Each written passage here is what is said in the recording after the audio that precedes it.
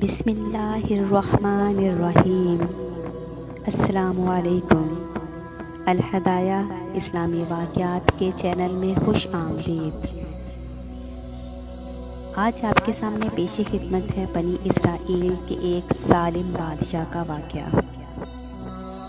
پرانے زمانے میں بنی اسرائیل کا ایک بادشاہ تھا جو کافر ہونے کے ساتھ ساتھ بہت ظالم بھی تھا، جو لوگوں کو خنزیر کا گوشت کھانے پر مجبور کرتا تھا، اور جو آدمی انکار کرتا تو اسے سخت سزائیں دیتا تھا، پھر سزائیں دے دے کر اسے ہلاک کروا دیتا۔ اسی زمانے میں ایک بہت بڑے نیک شخص کو بادشاہ کے پاس لایا گیا۔ لوگ اس عابد اور نیک شخص کے مرتبے اور فضیلت سے آگاہ تھے۔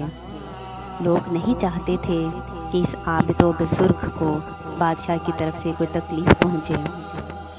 چنانچہ ایک سپاہی نے عابد سے کہا کہ آپ مجھے ایک بکری کا بچہ ذبح کر کے دے دیں۔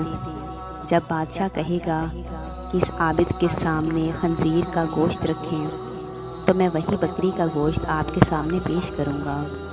بادشاہ یہ سمجھے گا کہ آپ نے اس کی خواہش کے مطابق خنزیر کا گوشت کھا لیا، اور اس طرح آپ ہلاکت سے بھی محفوظ رہیں گے۔ عابد نے بکری کا بچہ ذبح کر کے اس کا گوشت سپاہی کو دے دیا۔ جب عابد کو بادشاہ کے سامنے لایا گیا تو بادشاہ نے حکم دیا کہ خنزیر کا گوشت لایا جائے۔ منصوبے کے مطابق اس سپاہی نے بکری کا گوشت عابد کو پیش کر دیا۔ بادشاہ نے کہا میرے سامنے خنزیر کا گوشت کھا کر دکھاؤ۔ عابد نے کہا کہ میں اسے ہرگز نہ کھاؤں گا۔ یہ سن کر سپاہی نے اشارے سے بتایا کہ یہ وہی بکری کا گوشت ہے جو آپ نے مجھے دیا تھا، آپ بلا جھجک کھا لیں۔ لیکن عابد نے بادشاہ کے سامنے وہ گوشت کھانے سے انکار کر دیا۔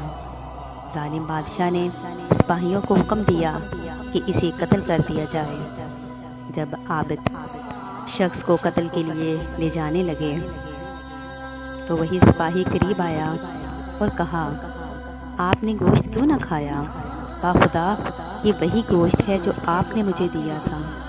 عابد نے کہا ایسی کوئی بات نہیں، بلکہ میں اس بات سے ڈر گیا تھا کہ لوگ میری وجہ سے فتنہ میں مبتلا ہو جائیں گے، کیونکہ جب بھی کسی کو خنزیر کا گوشت کھانے پر مجبور کیا جائے گا تو لوگ کہیں گے کہ فلاں نیک اور عابد شخص نے بھی تو مجبور ہو کر گوشت کھا لیا تھا، لہٰذا ہم بھی کھا لیتے ہیں۔